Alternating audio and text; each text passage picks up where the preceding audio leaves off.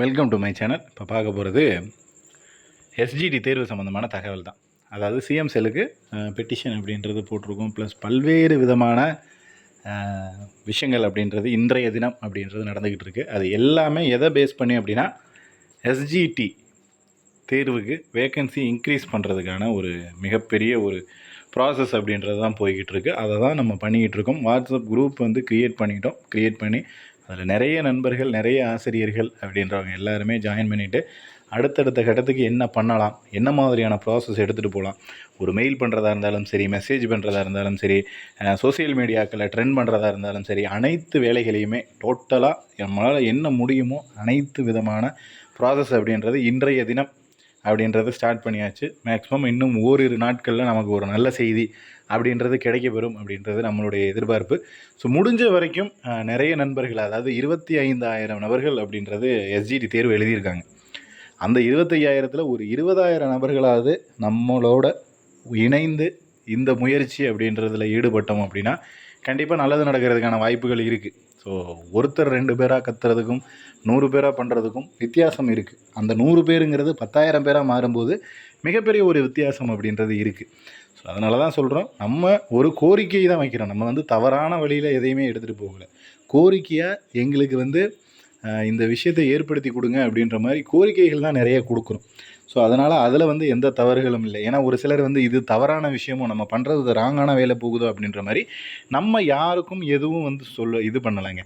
Just வந்துட்டு ஒரு கோரிக்கை கொடுக்குறோம் கவர்மெண்ட்டுக்கு. இந்த மாதிரி ஒரு இந்த தேர்வில் நாங்கள் இவ்வளோ பேர் எழுதிட்டு கஷ்டப்பட்டுக்கிட்டு இருக்கோம், எங்களுடைய வாழ்வாதாரம் கேள்விக்குறியாக இருக்குது, அதுக்கு ஏதாவது நல்லது பண்ணுங்கன்னு நம்ம பணிவன்புடன் கேட்டுக்கொள்கிறோம். அந்த மாதிரி ஒரு லெட்ரு கோரிக்கை மனுவாக தான் கொடுக்குறோமே தவிர நீங்கள் ஒன்றும் பெருசாக இது வந்து தவறான செயலுங்கிற மாதிரியெல்லாம் ஒன்றும் முடிவெடுக்க தேவையில்லை. ஓகேவா? ஸோ என்னென்ன விதமான கோரிக்கைகள் இன்றைய தினத்தில் கொடுத்துருக்கோம், என்னென்ன மாதிரியான ப்ரொசீஜர் இப்போ பண்ணியிருக்கிறோம் அப்படின்றத முழுமையாக பார்த்துருவோம். கடந்த 2024 வருடம் ஜூலை மாதம் நடைபெற்ற ஆசிரியர் நியமன தேர்வு முடிவுகள் வெளியாகின நிலையில் ஆசிரியர் காலி பணியிடங்கள் எண்ணிக்கை மிக குறைவாக உள்ளது. கடந்த 13 வருடங்களாக இப்பணியை எதிர்பார்த்து கொண்டு பல ஆசிரியர்கள் உள்ளோம் ஐயா. எனவே ஆசிரியர் பணி இடங்களின் எண்ணிக்கையை உயர்த்தி தருமாறு தங்களை தாழ்ந்த பணியுடன் கேட்டுக்கொள்கிறோம் அப்படின்னு சொல்லிட்டு சிஎம் செல்லுக்கு ஒரு நபர் பெட்டிஷன் போட்டிருக்காரு. அதை வந்து நம்ம வாட்ஸ்அப் குரூப்பில் வந்து போட்டிருக்காரு. வாட்ஸ்அப் குரூப்போட லிங்க்கு கீழே கொடுக்குறேன். ஜாயின் பண்ணுறவங்க நினைக்கிறவங்க தாராளமாக ஜாயின் பண்ணிக்கலாம். ஸோ இந்த மாதிரியான கோரிக்கைகள் நம்ம வந்து மெயில் பண்ணுறது எல்லாமே இடைநிலை ஆசிரியர் நியமன தேர்வு சம்மந்தமாக தொடர்ச்சியாக கோரிக்கை மனுக்களும் அதற்கான இதுவும் வந்து இன்றைய தினத்தில் கொடுத்துக்கிட்டு இருக்கோம். ஸோ இது எல்லாத்தையும் தான் நம்ம பார்த்துக்கிட்டு இருந்தோம். கடந்த 2024 ஆண்டு இடைநிலை ஆசிரியர் பணி தேர்வினை தமிழகம் முழுவதும் இருந்து 25,606 நபர்கள் எழுதியுள்ளோம். ஆசிரியர் தேர்வு வாரியம் 9/2/2024 அன்று அறிவித்த அறிவிக்கையின்படி 2,700 பணியிடங்கள் இருக்குன்னு சொல்லியிருக்காங்க. அடுத்து வந்து 2013 முதல் தற்போது வரை ஒரே ஒரு இடைநிலை ஆசிரியர் பணியிடம் கூட நிரப்பப்படவில்லை. தற்போது அறிவிக்கப்பட்டுள்ள இந்த 2,700 வேக்கண்ட்டுக்கு அதை விட எக்ஸஸாக வேணும் அப்படின்னு சொல்லிட்டு கோரிக்கையாக கொடுத்துருக்கோம். ஸோ இந்த மாதிரி தொடர்ச்சியான கோரிக்கைகள் அப்படின்றது கொடுத்துக்கிட்டே தான் இருக்கும். அது என்னன்றதெல்லாம் பார்த்துருவோம். ஸோ நீங்கள் வந்துட்டு குரூப்பில் இணையிறது மூலயமா நிறைய விஷயங்கள் அப்படின்றத தெரிஞ்சுக்கலாம். யாருக்கு வந்து ட்விட்டரில் நம்ம ட்ரெண்ட் பண்ணலாம், யாருக்கு அவன் இது பண்ணலாம் அப்படின்றதும், ப்ளஸ் வந்துட்டு மெயில் யாருக்கெல்லாம் போடலாம், மெயிலில் யாருக்கு இது பண்ணலாம், ட்விட்டரில் யாருக்கு டேக் பண்ணலாம், இந்த மாதிரி ஒருத்தருக்கும் யாருக்கெல்லாம் பண்ணலாம், என்ன ப்ரொசீஜர் அப்படின்றது டிஸ்கஷன் அப்படின்றது குரூப்பில் நம்மளும் நமக்கு தெரிஞ்ச இன்ஃபர்மேஷனை கொடுப்போம். நிறைய ஆசிரியர்களும் அவங்களுக்கு தெரிந்த இன்ஃபர்மேஷனை, ஏன்னா எல்லோரும் ஒரே டைமில் ஒரே விஷயத்த பண்ணணும். நான் இப்போது இந்த டைமில் ஒரு 100 பேர் இது பண்ணுறோம், நாங்கள் நாளைக்கு ஒரு 100 பேரை பண்ணுறோம் அப்படின்றத தாண்டியும் எல்லாரும் ஒரே சமயத்தில் ஒரே நேரத்தில் ஒரு விஷயத்தை பண்ணும்போது தான் அது சம்மந்தப்பட்ட நபர்களுக்கு ரீச் ஆகும், அரசாங்கத்துக்கு அது வந்து ரீச் ஆகும். அதற்கான முடிவுகள் அப்படின்றது நமக்கு கூடிய விரைவிலேயே தெரிய வரும். இந்த மாதிரியான விஷயங்களை நம்ம உடனுக்குடனே பண்ணினா தான் அதற்கான ரிசல்ட் அப்படின்றது கிடைக்கும். ஏன்னா பார்த்தீங்க அப்படின்னா நீங்கள் டிலே பண்ண மேக்ஸிமம் இன்னும் ஒரு 1 வீக் ஆர் 10 டேஸில் ரிசல்ட்டே பப்ளிஷ் பண்ணிவிடுவாங்க. அந்த சிவிக்கான செலெக்ஷன் லிஸ்ட்டு கொடுத்துட்டாங்க அப்படின்னா அதுக்கப்புறம் வந்து வேக்கண்ட் இன்க்ரீஸ் பண்ணுறது அப்படிங்கிறது எனக்கு தெரிஞ்சு 100% சாத்தியமே இல்லாத ஒரு விஷயம். அதனால் இப்போ நம்ம எந்த அளவுக்கு நம்மளுடைய எஃபர்ட் இருக்கணுமோ அந்த அளவுக்கு எஃபர்ட் எடுத்து நம்ம கொடுத்தோம் அப்படின்னா நம்ம வந்து அதை சக்ஸஸ் பண்ணலாம் அப்படின்றதுல எந்த டவுட்டும் இல்லை. அதாவது இது வந்து மனு கொடுத்ததோட ஒரு காப்பி தான். அதாவது மேலே மனு என்ன, அதோட டீட்டெயில்ஸ் எல்லாமே இருக்குது. தங்களது மனு மீது 30 நாட்களில் நடவடிக்கை எடுக்கப்பட்டு விவரம் தெரிவிக்கப்படும். விண்ணப்பத்தின் நிலை அறிய 1100 அழைக்கவும் அல்லது இங்கே கிளிக் செய்யவும் அப்படின்னு சொல்லிட்டு ஒரு காண்டாக்ட், அதாவது உங்களோட விண்ணப்பத்தோட நிலை அறியணும் அப்படின்னா 1100 அப்படின்ற காண்டாக்ட் நம்பருக்கு கால் பண்ணிவிட்டு கேட்டிங்க அப்படின்னா அதற்கான டீட்டெயில்ஸ் அப்படின்றது கொடுத்துருவாங்க. ஸோ முடிஞ்ச வரைக்கும் நம்ம எல்லாரும் ஒரே விஷயத்தை பண்ணணும், ஒரே நேரத்தில் பண்ணணும் அப்படிங்கிறது தான் முக்கியமான விஷயம். அதாவது ஒருத்தர் இப்போது அதுக்காக போராடிக்கிட்டு இருக்கும்போது மற்ற நபர்கள் வந்து வேறு ஒரு டைமில் போராடிக்கிட்டு இருந்தோம் அப்படின்னா அந்த போராட்டத்துக்கான ஒரு யூஸ் அப்படிங்கிறது கண்டிப்பாக இல்லாமையே போயிடும். அதனால தான் சொல்கிறோம், மறுபடியும் சொல்கிறது, எல்லோரும் சேம் டைமில் சேம் இதாக வந்து போட்டோம் பண்ணணும் அப்படின்னா கண்டிப்பாக அது சக்ஸஸ் ஆகிறதுக்கான சான்சஸ் இருக்குது. ஏன்னா மேக்ஸிமம் இன்னும் வந்து கூடிய விரைவிலேயே கொடுத்துருவாங்க. சிவி லிஸ்ட்டு கொடுத்துட்டாங்க அப்படின்னா நம்ம அதுக்கப்புறம் போராடி எந்த பிரயோஜனமும் இல்லைன்ற மாதிரி ஆகிடும். அதனால தான் சொல்கிறேன், ஒரு 2 நாட்களில் நம்மளால் முடிஞ்ச அளவுக்கு அதை பெருசாக எடுத்துகிட்டு போய் பெருசாக கவர்மெண்ட் சைடில் எல்லாருக்கும் தெரியப்படுத்தணும், அதற்கான வேக்கண்ட் வந்து இன்க்ரீஸ் படுத்தணும் அப்படின்றத கேட்டுக்கிறோம். அதாவது மனுக்கள் இடைநிலை ஆசிரியர் நியமன தேர்வு சார்பாக கோரிக்கை மனுன்னு போட்டு ஒரு மனு வந்து அட்டாச் பண்ணியிருக்கோம் பாருங்கள். இதுவும் வந்து நம்மளுடைய குரூப்பில் நண்பர்கள் ஷேர் பண்ண மனு தான். ஸோ இதை வந்து நீங்கள் பிரிண்ட் எடுத்து தற்போதைய நிலைமையில் இருக்கிறதுக்கு நீங்கள் லெட்டராகவும் போஸ்ட் பண்ணலாம் தாராளமாக. அதற்கான அனைத்து இதுவும் கொடுத்துருக்கோம். உங்களோட ஃப்ரம் டு அட்ரஸ் மட்டும் எழுதிட்டு நீங்கள் தாராளமாக அதை பண்ணலாம்.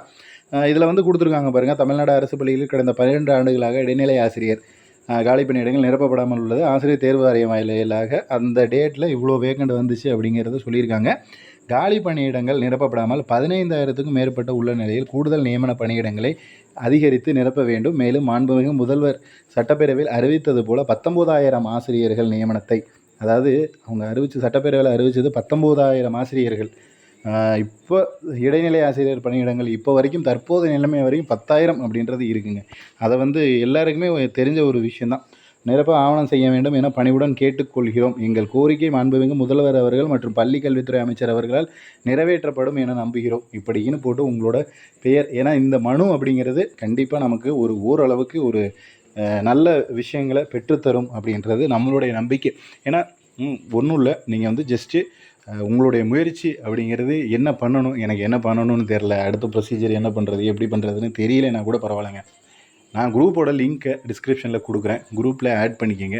உங்களுடைய சந்தேகம் என்ன அப்படிங்கிறதையும் குரூப்பில் கேளுங்க. குரூப்பில் நிறைய நண்பர்கள் நிறைய விஷயங்கள் ஷேர் பண்ணுறாங்க. அவங்களுடைய எக்ஸ்பீரியன்ஸ் அப்படின்றது உங்களுக்கு சொல்லுவாங்க, உங்களுடைய எக்ஸ்பீரியன்ஸ் அவங்களுக்கு சொல்லுங்கள். நம்ம எல்லோரும் சேர்ந்து என்ன பண்ணலாம் அப்படின்றத நானும் ஒரு கைடன்ஸ் அப்படின்றத மாதிரி கொடுக்குறேன். ஏன்னா நிறைய பேருக்கு ஏதாவது பண்ணணும் அப்படின்னு தெரியும், பட் என்ன பண்ணணும் எப்படி பண்ணணும் அப்படின்ற விஷயம் தெரியாமல் தான் நிறைய பேர் எதுவுமே பண்ணாமல் இருக்கிறதுக்கான காரணம். எல்லோரும் ஒன்று சேர்ந்துட்டோம் அப்படின்னா கண்டிப்பாக அதை வந்து பெரிய லெவலில் எடுத்துக்கிட்டு போகிறதுக்கான வாய்ப்புகள் இருக்குது. எனக்கு தெரிஞ்சு நம்ம குரூப்பில் மினிமம் ஒரு 2,000 நபர்களுக்கு மேலே வந்ததுக்கப்புறம் தான் நம்ம வந்து அதற்கான ஒரு அஸ்திவாரத்தை ஸ்டார்ட் பண்ணணும். ஏன்னா ஒரு 100 பேர் இருக்கும், 500 பேர் இருக்கும். இப்போ வந்து நம்ம பண்ணுறதுக்கும் ஒரு 2,000 நபர்கள் ஒரே நேரத்தில் ஒரே டைமில் ஏதாவது ஒரு நல்ல விஷயத்துக்கு மூவ் பண்ணும்போது கண்டிப்பாக அதில் வந்து நல்லது நடக்கிறதுக்கான சான்சஸ் அப்படின்றது இருக்குது. அதனால தான் மறுபடியும் சொல்கிறது, நிறைய நண்பர்களை உள்ளே எடுத்துகிட்டு வாங்க. மீன்ஸ் யார் என்னென்னே தெரியாதவங்கள தூக்கி குரூப்பில் போட வேணாம். எஸ்ஜிடி எழுதியிருக்கணும், தேர்வு எழுதியிருக்கணும், டெட் அல்லது டெட்டாவது பாஸ் பண்ணியிருந்துருக்கணும், இதுக்கு முன்னாடி நடந்த தேர்வுகளில் எழுதியிருக்கலாம். அந்த மாதிரியான நபர்களை நீங்கள் உள்ளே எடுத்துகிட்டு வரும்போது நமக்கு அது வந்து மிகப்பெரிய ஒரு ஆப்பர்ச்சுனிட்டியை க்ரியேட் பண்ணி கொடுக்கும். ஏன்னா ஒன்றும் இல்லை, நம்ம நிறைய பேரோட சொல்லும்போது அதை கேட்குறதுக்கான வாய்ப்புகள் இருக்குது. கம்மியான நபர்களாக சொல்லும்போது கண்டிப்பாக அதற்கான வாய்ப்புகள் குறைவு அப்படிங்கிறது உங்களுக்குமே தெரியும். அதனால தான் மறுபடியும் சொல்கிறோம், தேர்வு எழுதின நபர்களை மட்டும் உள்ளே கொண்டுடுவாங்க. நீங்களாம் உங்களுடைய நண்பர்கள் தெரிஞ்சவங்க அவங்க இவங்கன்னு ஆட் பண்ணிவிட்டு அது எதுக்கு வந்தோம், ஏன் இங்கே இருக்கோம், இந்த குரூப்பில் இருக்கோன்னே தெரியாத யாரையும் ஆட் பண்ண வேணாம். இதை பற்றின தேர்வு தெரிஞ்ச நண்பர்களுக்கு ஷேர் பண்ணிவிட்டு குரூப்பில் எல்லாரையுமே ஆட் பண்ணுங்கள். நம்ம என்ன அப்படிங்கிறத ஃபுல் அண்ட் ஃபுல் டிஸ்கஸ் பண்ணுவோம். ஸோ இன்றைய தினத்தில் நடந்த விஷயங்கள் தான் இவ்வளோ நடந்திருக்கு. ஸோ நிறைய விஷயங்கள் இன்னும் நடந்திருக்கு. ஒரே வீடியோவில் சொல்லணுன்னா கண்டிப்பாக சொல்ல முடியாது. அந்தளவுக்கு நிறைய விஷயங்கள் இன்றைக்கி வந்து பண்ணியிருக்கோம். நிறைய போய்கிட்டு இருக்குது. குரூப்பில் அப்டேட் அப்படியே வந்துக்கிட்டே தான் இருக்குது. அதை பற்றி பேசிக்கிட்டே தான் இருக்கும். ஸோ என்னென்ன அடுத்தடுத்து பண்ணலாம் அப்படின்ற தகவல்களும் கொடுத்துக்கிட்டு தான் இருக்கும். ஸோ அடுத்த கட்ட நடவடிக்கை என்ன அப்படின்றத மார்னிங் வந்து நம்ம வீடியோக்குள்ளேயும் சொல்லுவோம், குரூப்லேயும் ஷேர் பண்ணுவோம். ஸோ அடுத்தடுத்த நகர்வுகள் எப்படி இருக்க போகுது அப்படின்றத உங்களுக்கும் தெரியப்படுத்துவோம். இதில் வேறு ஏதாவது சந்தேகங்கள் இருந்துச்சுன்னா கீழே கமெண்ட் பண்ணுங்கள். அதே போல் தொடர்ச்சியாக நம்ம இது எஸ்ஜிடி சம்மந்தமான வீடியோக்கள் அப்படின்றது போட்டுக்கிட்டே தான் இருக்கும். அடுத்தடுத்த அப்டேட் என்ன நடந்துக்கிட்டு இருக்குது அப்படின்றதும் கொடுத்துக்கிட்டே தான் இருக்கும். அதனால் நம்ம சேனலை சப்ஸ்கிரைப் பண்ணுங்கள். சப்ஸ்கிரைப் பண்ணால் தான் நம்ம கொடுக்கக்கூடிய அப்டேட்ஸ் என்ன அப்படிங்கிறது உங்களுக்கு தெரிய விடும். அடுத்தடுத்த அப்டேட்ஸ் என்னன்றதும் தெரிய வரும். நெக்ஸ்ட் அடுத்த வீடியோவில் பார்க்கலாம். தேங்க்யூ.